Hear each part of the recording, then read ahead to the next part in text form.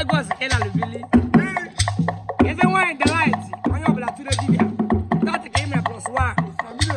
Nwa boge na aka tuko na ndegwu. Ai ji egwu wish you happy birthday. As they got it as in the other agwo. That's wine the light. As in informa iba agwa bi fe wenwe. Happy birthday to you. That's wine the light. As they got it as in the other agwo.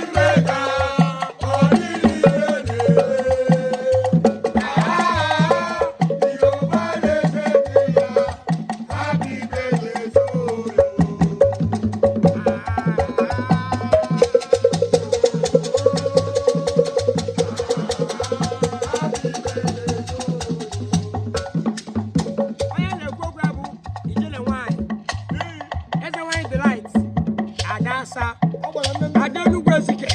I don't so. It's the one I think I did because you know that.